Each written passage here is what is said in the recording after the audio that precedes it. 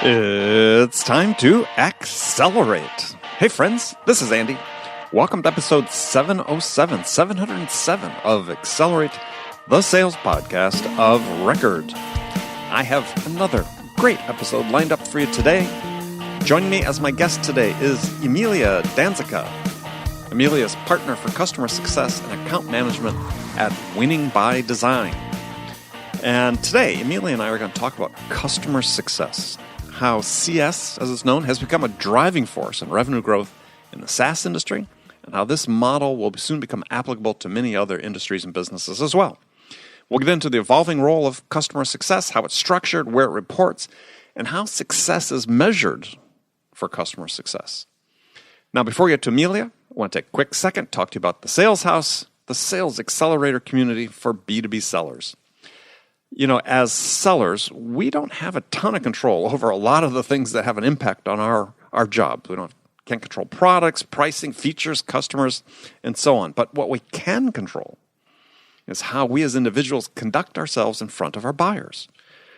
All those other factors pale in importance to how we connect, how we build rapport, how we engage the interest of our buyers, how we build trust, and how we deliver the value that inspires them to want to do business with us.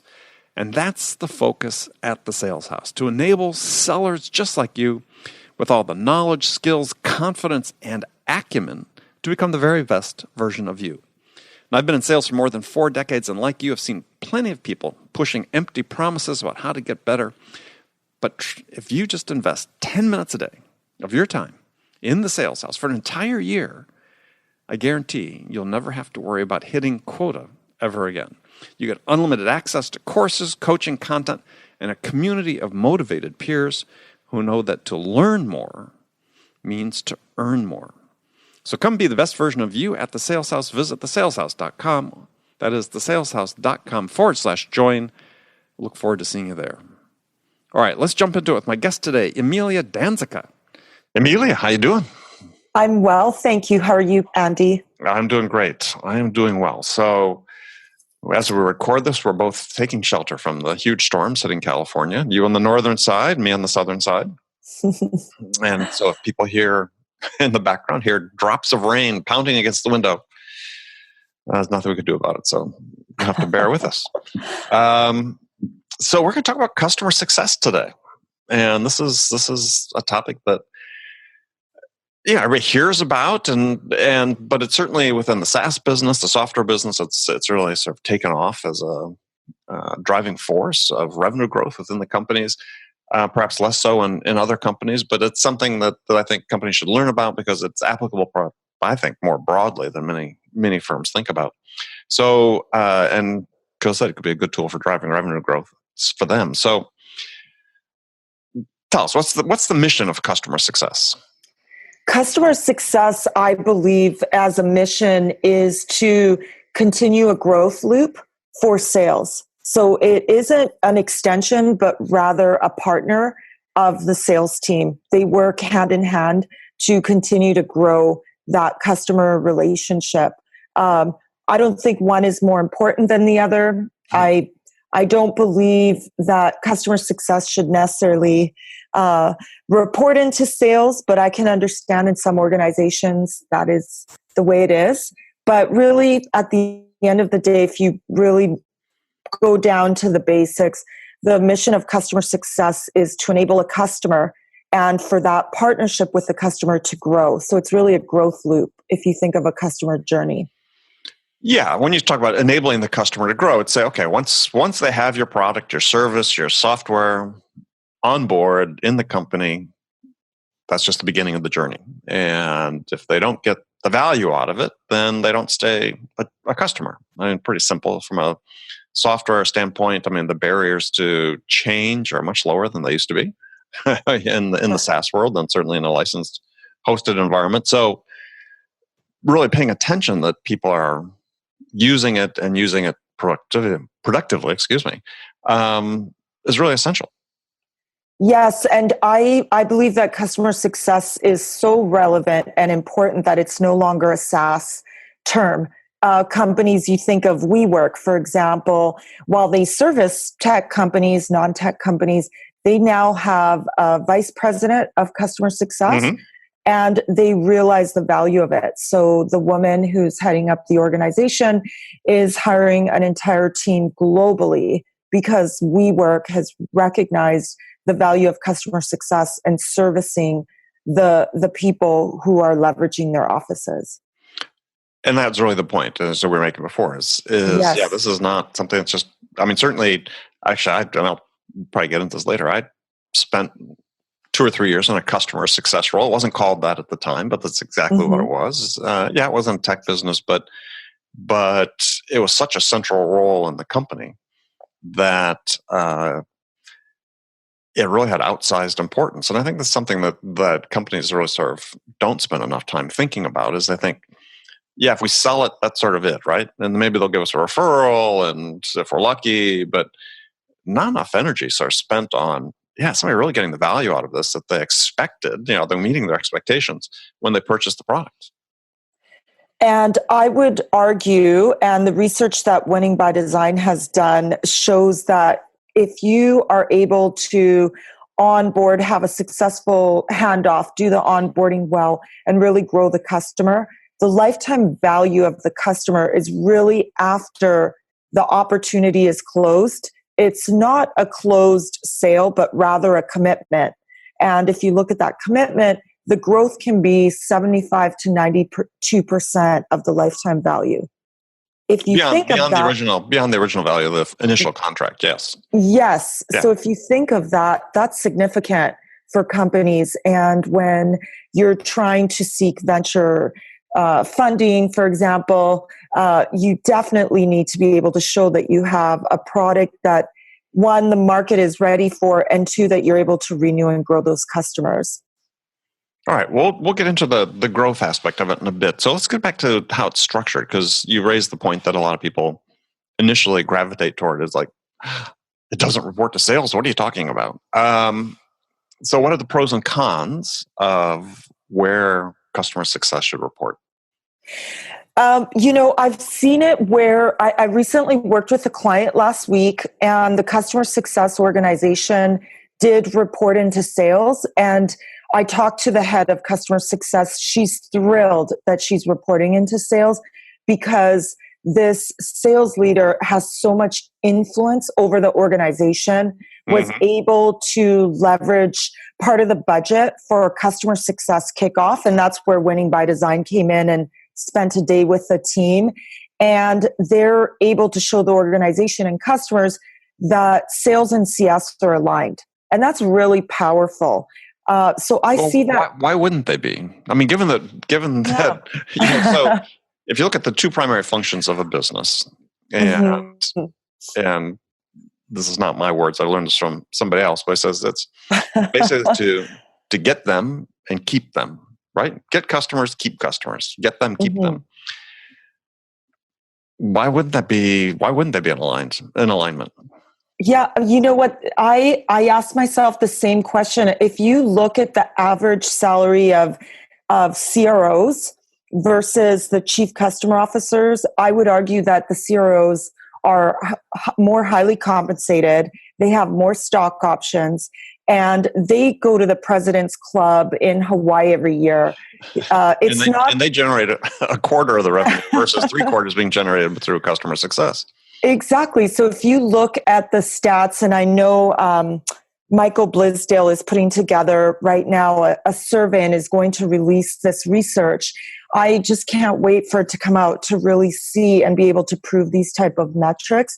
It's just evident in how organizations are structured, and when companies put aside a budget for how many salespeople they hire versus customer success, I would argue that there's always more money for sales, more money for the sales dinners, more monies for the offsites, kickoffs. That now, I will say that's changing.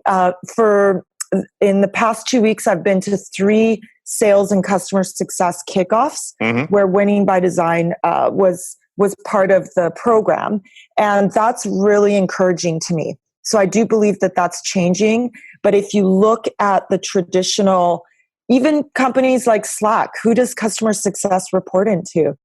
It's sales. What does that tell me?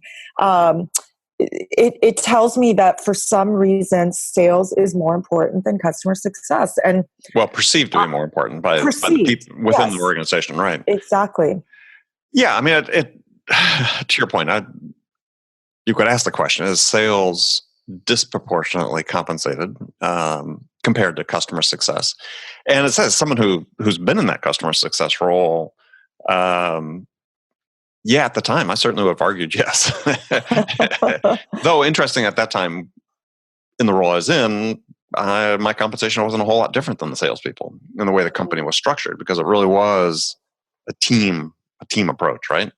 Mm-hmm. Customer success played a role in the pre-sale as well as the post-sale, because part of such we're selling major account opportunities, is you had to have customer success involved in the pre-sale in order to lay out what expectations are going to be for once you had the order and once you start implementing.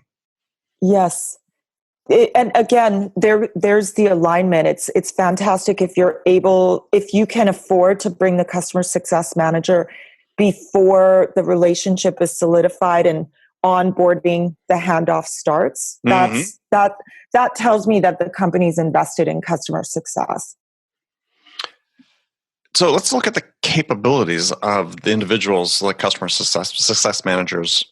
Yeah, how do they really differ from that of a salesperson? I mean, again, I went into customer success. We called it program management at the time, but I was running these large programs that they're customer success programs. Customer success programs. I have a hard time speaking that today. But I came into it from sales, ended up going back into sales, and I came of the opinion away from that. I was like, this should be part of the career track for sales, is they should have to spend, an AE should have to spend, especially in an enterprise environment, should have to spend some portion of their time going through customer success, seeing how the product is used, making the customer successful, because when they come back on the other side, much better prepared for the pre-sale to be able to help the customers make a decision. Mm-hmm. And I love that story that you just shared, because I'll share an opposite one. Traditionally, in onboarding of customer success managers, they don't typically spend a lot of time in the sales process or learning what is the sales journey. Mm-hmm. How does the customer go through awareness and then become a customer? And if companies take the time and invest in customer success managers to learn about the sales journey, I believe they will be better at their jobs. They will understand where the customer is coming from. How did they become aware of the product? What were their pain points? And hence the importance of the handoff. Mm. But in training, it's critical that you learn those skills, or at least understand the sales perspective. How did this customer come to you as now a paying customer? And what's so interesting is I am coaching someone who desperately wants to be in customer success. He has been rejected so many times by companies because, and this may be the excuse, I think he's fantastic, but they said, well, you've never had customer success experience. You're a salesperson. And he's very successful in sales. Mm-hmm. And so I'm baffled by this, because when I was at WalkMe, some of the best CSMs that I hired were sales managers before. They understood the entire journey. So I would argue that people in sales are already equipped to become customer success managers. And I think if I have to hire from a pool, I would start with sales. Well, I wonder if, in the instances you're talking about where they're resisting hiring salespeople into customer success, I wonder if that's part of the issue, is just the perception of what customer success is doing. So, we get a little fixated on this idea of land and expand, and which I think is somewhat of a flawed metaphor for what's really happening. Because to me, the implication of land and expand is, yeah, we're going to get a few customers and we're just going to add more seats, sort of doing the exact same thing. Fine, that's one way to grow an account. But for me, in the business that I was in for years, that was okay. But what we really wanted the next big thing the customer was going to do. right? We just got the order on this big initiative, let's call it Initiative A. We really wanted to get Initiative B. And for me, that was the role that I took on as a program manager, as a customer success manager. I was leading the charge on helping the customer discover their needs, basically go through another sales process. Exactly. So for me, it seems strange that they wouldn't want to hire a salesperson because the job fundamentally is the same in many respects. There are aspects of it that are different in terms of managing a relationship. But when it looks at going to getting, I said, the next big opportunity, you're doing a sales job. I agree. And I think it's Dan Steinman who recently said this, so I'll quote him, but the sale never ends, right? Just because in Salesforce it says opportunity closed doesn't mean anything. It means there's a commitment, there's a partnership. Now the growth opportunity is there if you are able to onboard them and orchestrate a successful adoption of your platform. Yeah, I think the first I've said that, quote Andy, is that, the first, we'll call it customer success call you have with a customer after the order is signed is the first sales call for the next big order. Mm-hmm. And you really have to have that perspective, right? I mean, yeah, we're there to serve the customer. We want to do right by the customer, we want them to get the value out of it. But, we're not doing that through a sense of altruism. We do have an agenda. The agenda is we want to make you fabulously successful. So the next thing you need to order, you order from us.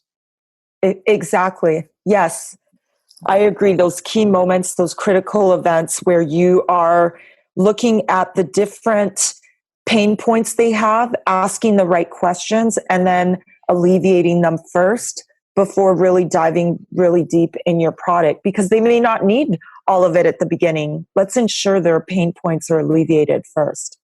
Yeah, and that's why I use a different term, and it's not one I originated, but it's, there are other strategies besides land and expand. I mean, one that I worked on a lot is called fit in and stand out.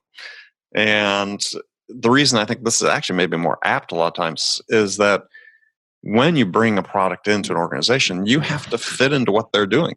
I mean, yeah, you may be disrupting to some degree their existing processes, but you also need to integrate with the existing processes. You do need to fit in and then show that by fitting in and using your capabilities, you've stood out, right? You've made things, you've elevated everything.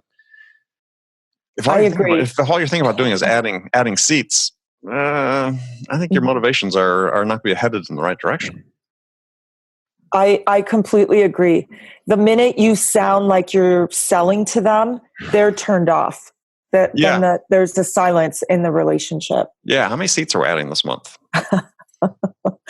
Exactly. Those days are gone. You'd think, but they're not. I mean, I've sat in, I went to a Modern Sales Pro salon in New York, and I sat at a table with SDR managers and sales managers. No, they were talking about that all the time, right? What are we going to close this month? How am I going to get some more this month? What are the discounts we're going to give? I'm like, are you guys listening to yourself? I mean, pattern of behavior that they had given no thought to. Does this help us reach our long-term objective? And what are we doing to the relationship in the meantime? By, hey, I'm going to give you, a 2% discount to, give us additional seats this month. It's like, really? And I would argue that you don't need to give discounts. Why not? Why not trade? Trade what? Well, it depends on what is really important to your company at the time. So if you're a Series A company and you don't have customer references or case studies or videos, why not do a trade? If they want to have the same price as last year, sure, we'll extend it for another year, but within the first 60 days of us renewing, we would like to be able to do a video and case study.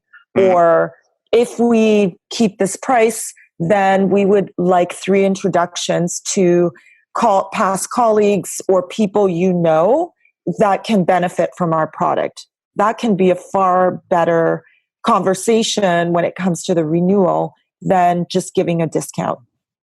Oh, I agree. I agree 100%. And yeah, companies tend not to think about that so much. So you said something that triggered a thought is, so how are companies measuring both at the sort of group level and individual level customer success? I do believe that the renewals and expansion are the most important metrics that companies are looking at. After all, if you can't renew, then do you need to go back to your product and look at, is it something related to product? Were they bad fit customers? What happened in the customer journey, and why are you now only realizing it at time of renewal? So it's a fundamental problem there. But I also do believe that more and more things like references, introductions to other potential customers, speaking at conferences on your company's behalf, uh, videos, those kind of things are now also being looked at as motivational targets or metrics for CSMs to look at. So, for example, Gainsight, they every quarter, every CSM, as part of their bonus program, is to have at least one case study. So every company does it differently. That's on an individual level.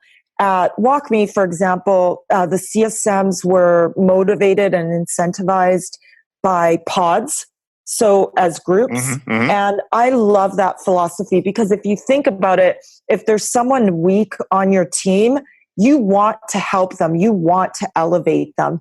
And so as a group, you get stronger instead of just having these key stars on your team. You can't grow a company as quickly with just a few strong salespeople or a few strong CSMs. You need to elevate the entire organization to scale faster.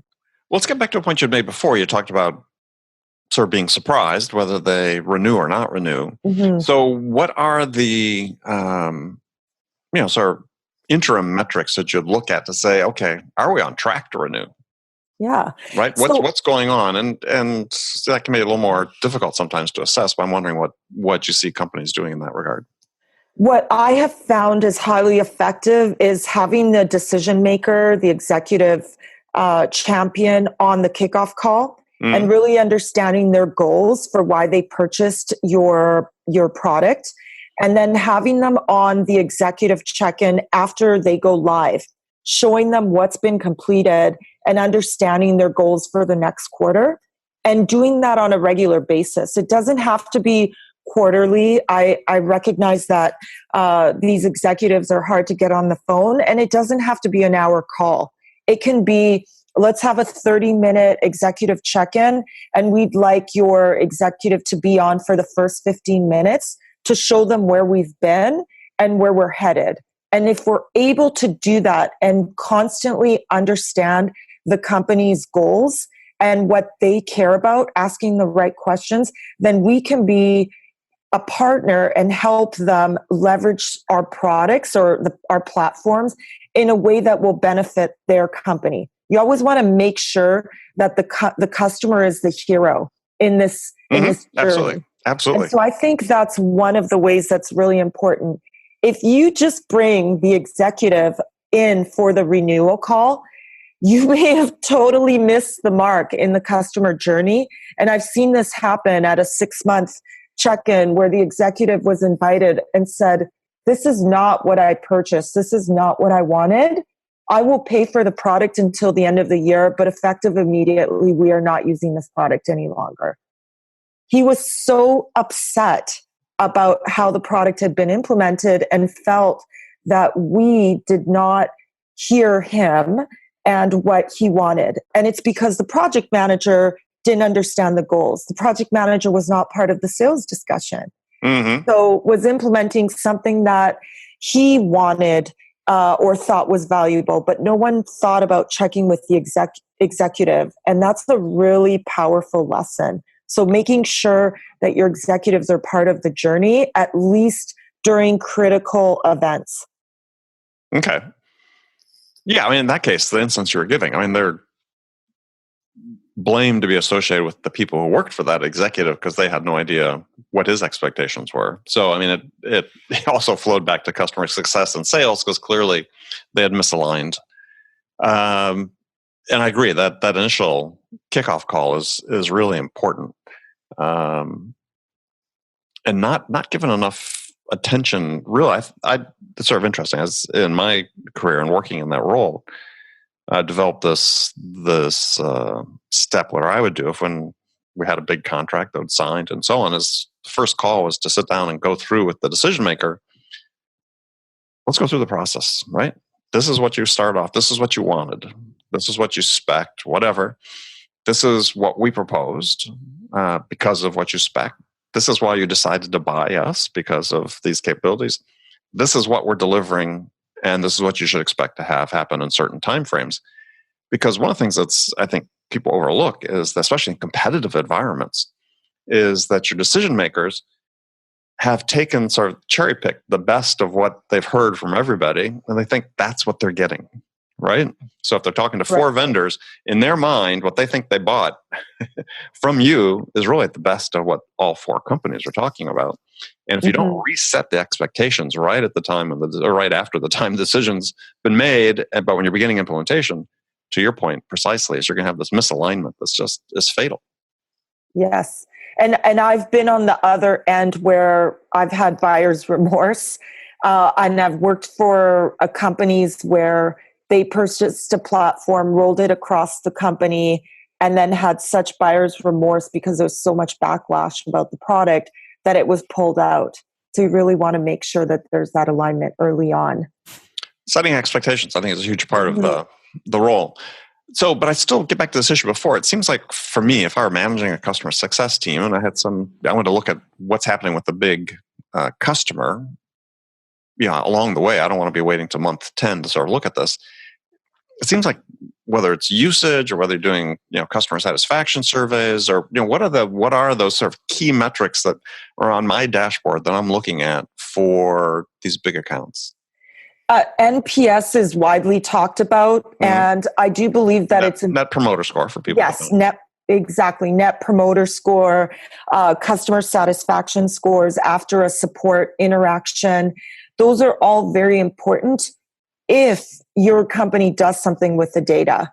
So I worked on a large project. Fortune 50 company hired me to do an NPS project with them across 56,000 customers. And I called 100 of them globally.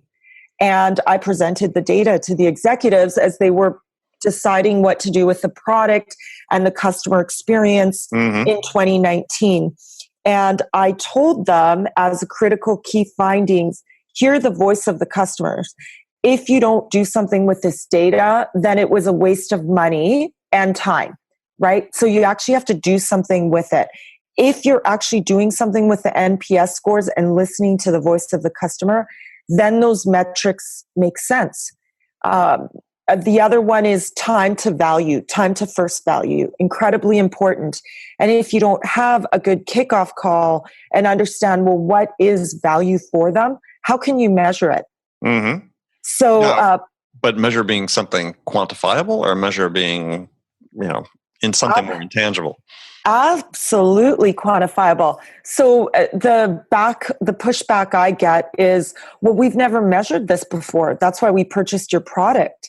And I tell them, all right, well, let's make an estimate. Or are we able to look in your database, for example, and see how many support interactions you had over the past 90 days? Let's use that as the foundation so that we can start tracking in 90 days, in 6 months, in 9 months to see, is there a drop in support tickets if this is something that is really important to you or a pain point. And if you're able to show those first values, I believe that's really important for showing that return on investment. So that's another one, being able to identify what's really important to them and then measuring against that. So what do you see in terms of, because I've again experienced this quite a bit, is a disconnect between the decision makers when they make the decision on the front side, and then you put it in the hands of the people who are the day-to-day users, and completely orthogonal to each other in terms of expectations and what they hope to get out of it.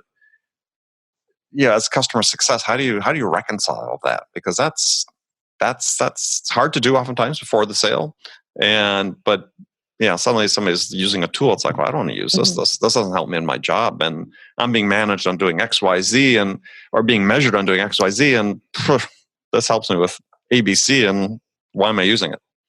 Right. Well, I will say that there are ways to make sure that you're always in front of the executive if they are not on the calls, and there's a way to get a pulse. So companies do this. For example, if you are an administrator of Slack, you get a monthly email. Whether they're for executives, I'm not sure. I don't see a call to action, but they're on the right path. Same with Grammarly. They're constantly every month telling me how many unique words I used, and they're comparing me to benchmarks of other users. That's fantastic, but what do you want me to do with this data? So it's important, if you're going to be reaching these executives and expecting them to open up the emails and tell them, then you need to tell them why they should care. Why should they open that email? And what should I be caring about by me purchasing your product? So if you're able to tell me that the things I care about are happening, like reduced support time, increased usage of the product, for example, then that's important. Then by all means, send me the email.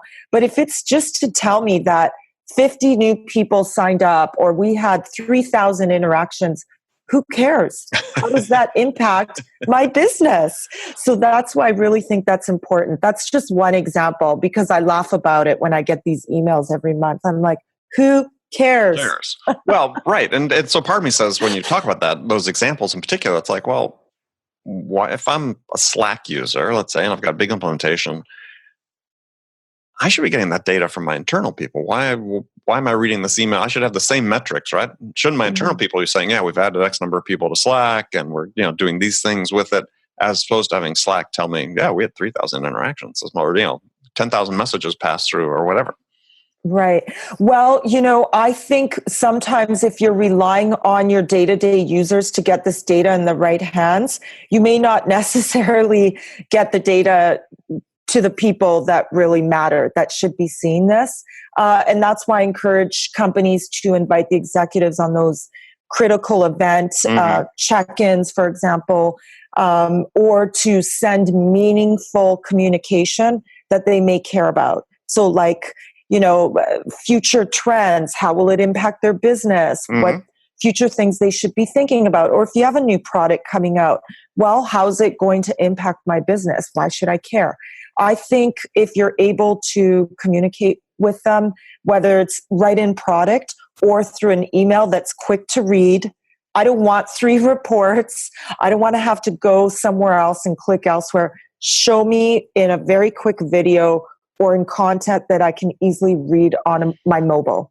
I think that's critical in reaching the decision makers. Interesting.